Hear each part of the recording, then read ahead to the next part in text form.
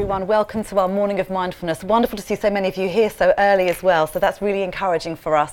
We have an incredible track for you all morning. I hope you'll stay for as many of the sessions as you can. We're going to try and get through them as quickly as we can after we've started our meditation just shortly. My name is Kathleen Saxton. I'm actually one of the co-founders and producers of Advertising Week Europe.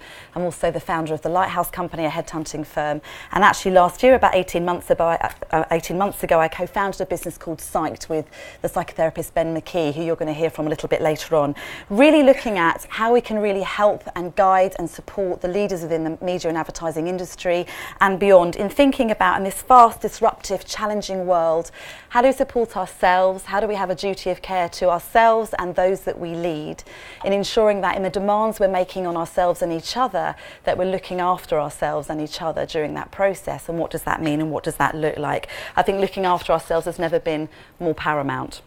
And it has to start with you. It has to start with who we are as individuals, who we are as leaders, who we are as, brothers, sisters, wives, husbands, partners, daughters, etc. We are many things to many people in this world. So we have to look after ourselves. So just before we start it, I'm just going to give you 6 or 7 charts to set the scene. They're not happy or pretty charts, but it kind of sets the scene, and then obviously we'll go into a meditation where I'm going to encourage you to shut your eyes or lower your gaze, and we're going to go through what we call a guided visualization. For those of you that obviously meditate regularly, you'll understand a bit more about it. Those that don't or struggle to, and I'm certainly someone who struggles to myself, often a guided visualization gives you a story on which to follow to help what we call our monkey mind to calm down. If you've got 75 things going around in your mind right now, I'm going to try and take you to a place where you can concentrate on a story. But before we start that, a couple of miserable stats.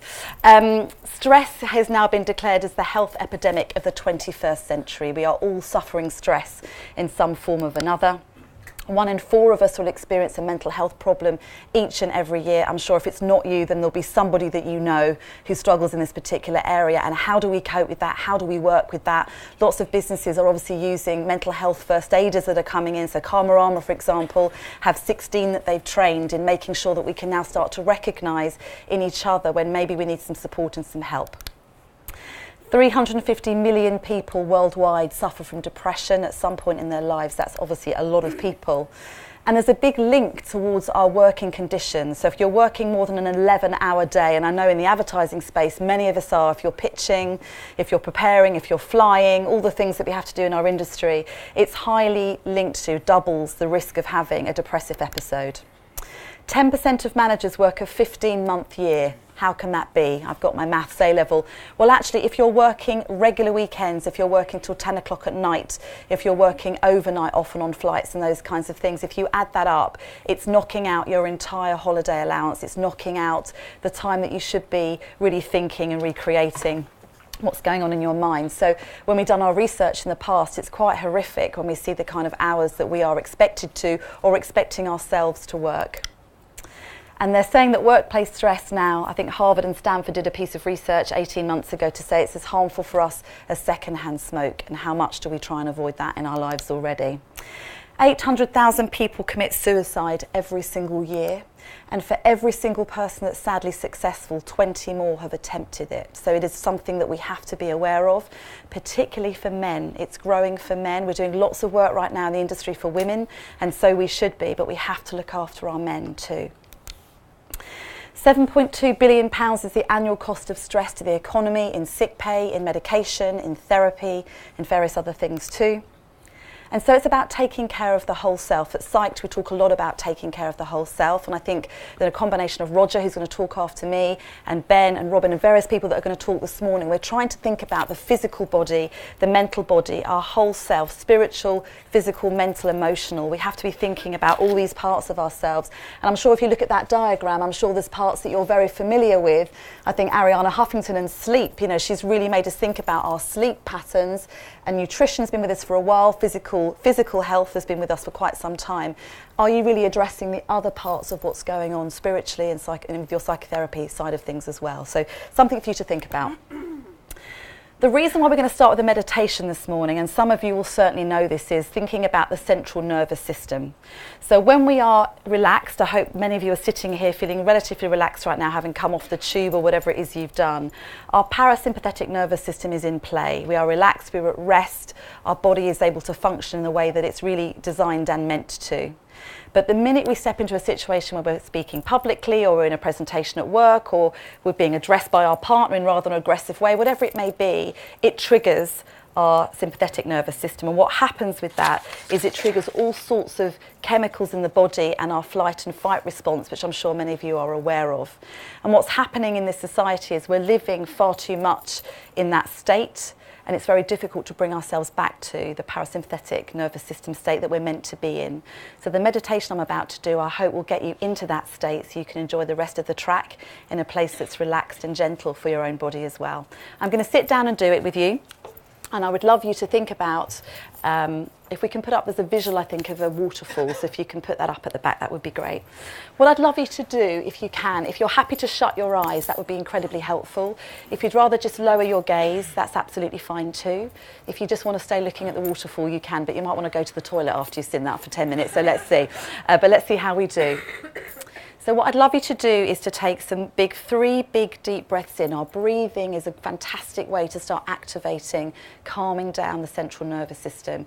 Long breaths, longer than normal, in through the nose and then out through the mouth. We call it the earth breath in psychotherapy. So in through the nose.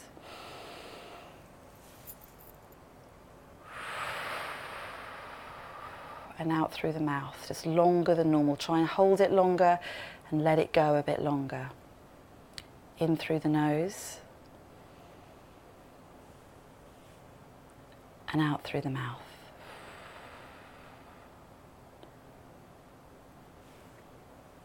Notice your body in the chair. Feel the support of the base of the chair on your bottom.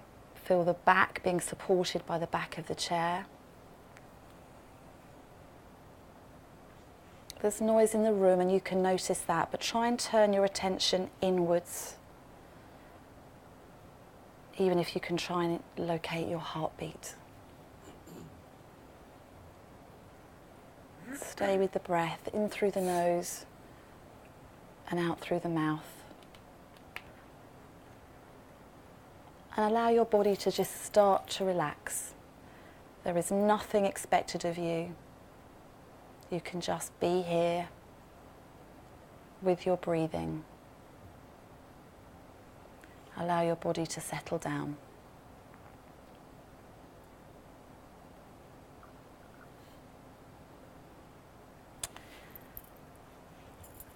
And as you start to just focus inwards, I'd like you to start to imagine that you are an apple on a tree. It could be somewhere that's familiar to you, it could be just an image that's come to you. Imagine that you are just an apple on a tree.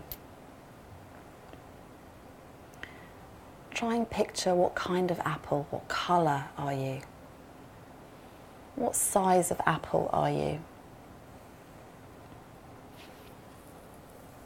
How old might you be as an apple?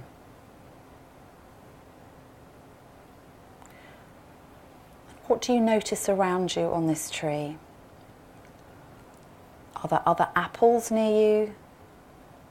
Are you on the edge of the tree? The top or bottom of the tree? Is it crowded on that tree? Or is it just you?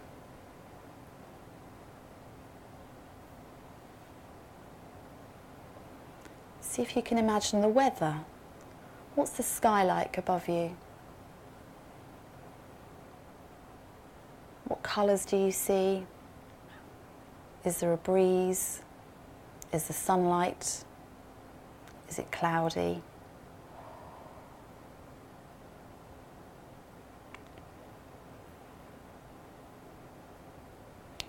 Notice how you feel being here on this tree.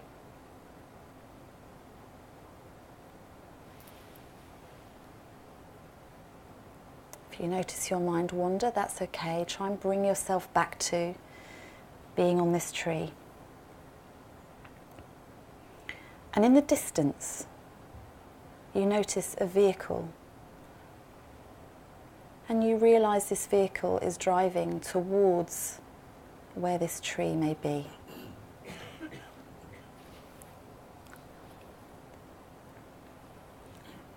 As it becomes closer, you begin to see there's someone driving this vehicle. Are they male? Are they female? Do you recognise them? Are they somebody new to you?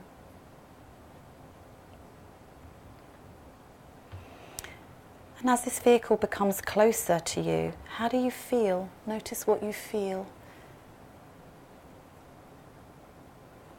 The vehicle comes to a stop, and the person gets out of the vehicle and comes towards the tree. And you realise that that individual has come to get you, has come to pick you. How does that feel? What do you notice?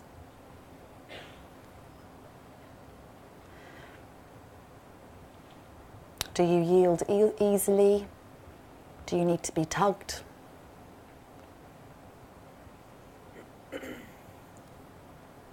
And as you're collected from the tree, notice how it feels to leave the tree. They put you into some kind of a container, see what you can imagine. And they put you into the vehicle. What's it like to be in that vehicle, in that container? Is it squashed and tight, or is it just you? And the vehicle moves and begins to travel. Notice this journey. Is it fast? Is it bumpy? Is it serene? What's it like to be travelling?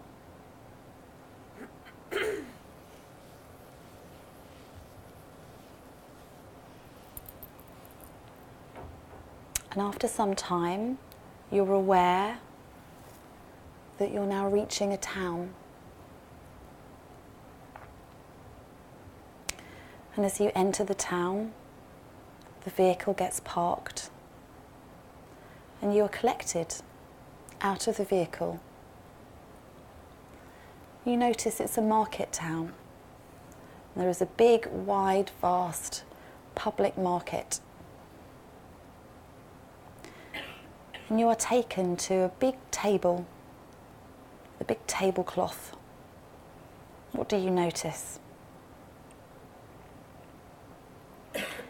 And you realise that you're there to be displayed and to maybe be sold. How are you displayed? Are you at the front? Are you at the back? Are you wanting to be noticed, or maybe not? What does it feel like to be on that table?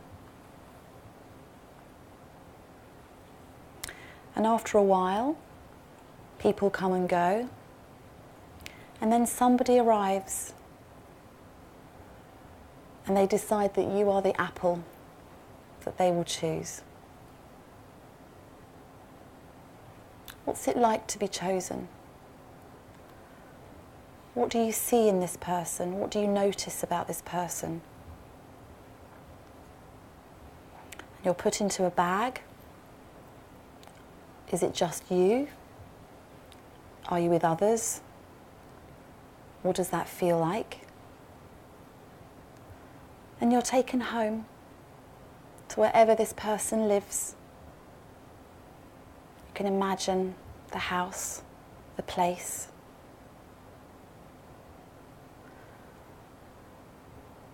Maybe you wonder what might happen. Notice how that feels for you.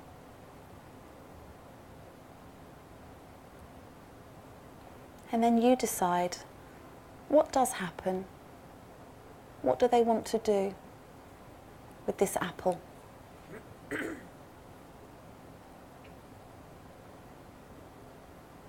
Take your time to imagine what happens next?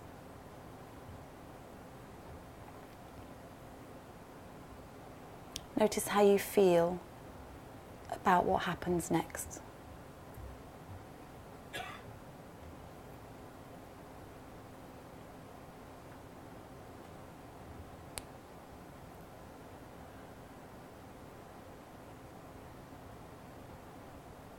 Think about all parts, the core, the skin, the flesh.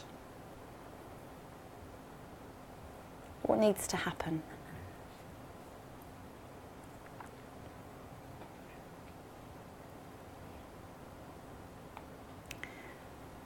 And then when you're ready, start to take 3 really long breaths in again, through the nose and out through the mouth.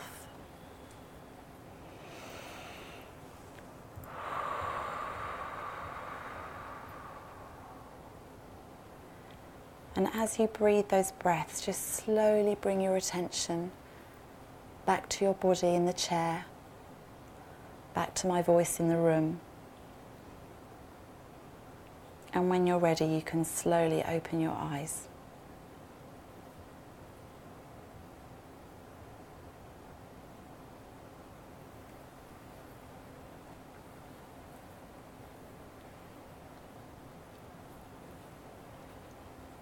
I've never had such silence in a room at Advertising Week Europe. You've done amazingly well.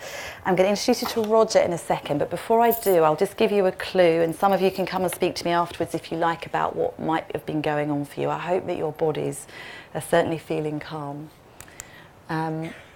Broadly, the apple, we would say, is about how you feel about you. Was it just you? What was it like to be with others on the tree if you were? Again, you can translate that many ways. And the tree, again, with other apples and the person approaching, is how we tend to relate. Was it a happy thing? Was it a worrying thing? Did you feel shy? Did you feel extroverted? What was happening in your willingness to relate to others around that? The being displayed, of course, is about the external mask. You know, how do we show ourselves? How do we like to be displayed, or indeed not displayed? What's our relation to how we're seen in the world? The journey, which is missed off there, so the travelling in the car and what kind of vehicle you were in, etc., is often about the journey of your life so far. What has it been like? When I first did this exercise, and I do it with a lovely lady in my life called Delilah, who's my partner's daughter, you know, it's about what's it like, what's that road like, bumpy, dusty, fun, fast, exciting, often tells us something about how we view the journey we've had so far in our lives. Being chosen, you know, what does that feel like for you? And considering internally for you, what does that bring up for you as an emotional feeling? So connecting into that too. And finally, what happened? You know, were you put in an apple pie? Were you displayed? Were you left to rot on the side? Were you left pristine forever, like a porcelain doll? All of these things can sort of connect to our existential belief about life and death. They can connect into what we think our purpose might be in life and what we're doing here. So I'll leave you to reflect on that. And if you want to come and ask me a bit later about what you saw, then by all means do.